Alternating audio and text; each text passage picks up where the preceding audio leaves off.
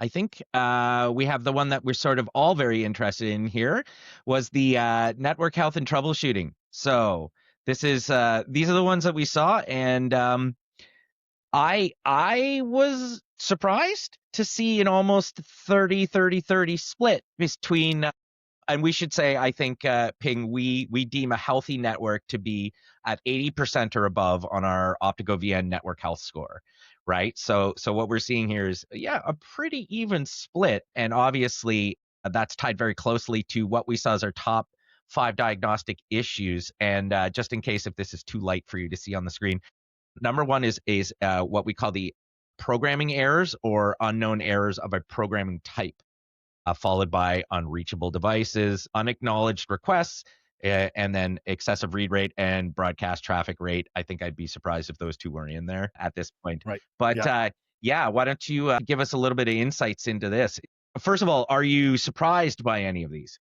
I'll be honest, I didn't know what to expect from a score distribution. Of course, I get brought in most of the time in the yellow and red zone. I know for sure there's lots of green.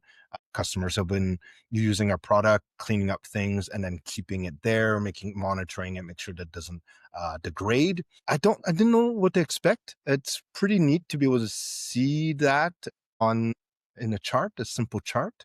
It is showing that there's all types. I mean, there's systems working well. They still choose to use a product, likely because they want to make sure that their system continue working well, or it wasn't working well. They fixed some stuff, cleaned it up, got it to the green, validated that. And then, of course, red and yellow needs work. In terms of the top diagnostic issues, programming errors on its own does mean that a device is looking for another device or looking for a point or object that does not exist. However, we did discover that that is used commonly as a mechanism to discover whether an object or a property exists. So we need to tune our diagnostics a little bit to be able to account for these auto discovery, let's call them, and not true human errors where you wrote a program, wrote a sequence, and now referring to the wrong point, wrong object, wrong device. Right. Sorry, I was going to say, even in its current state, it still provides a good flag for you to investigate. Yes, it's a very important flag. If you do go through the list and you are seeing something you did not expect there, then that's definitely something to clean up. And that could cause major problem in your system, right? Imagine if you're reading a point, you're reading the temperature of water to make a decision, and that point doesn't exist. Your program is probably relying on a default value, which is unlikely to be the correct value. And so the rest of the decisions are made on that incorrect default value.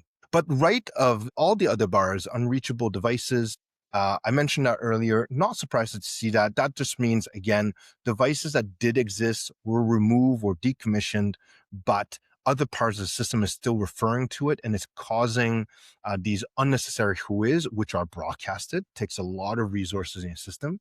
Easy cleanup. You can take some time to clean that up in your system and reduce that unnecessary resource in your system.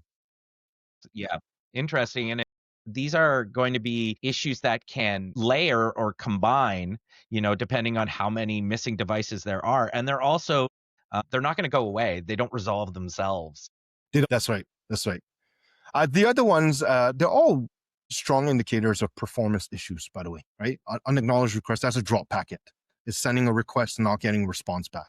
That's problematic. That's a sign that there's a bottleneck somewhere and the request didn't get there, or it got there and took too long to come back. Excessive read. Well, I mean, again, strong correlation we saw earlier, a strong reliance on read properties, on reading instead of reading less often, right? Or relying on other methods to collect data, such as a change of value, which again does have its own issues.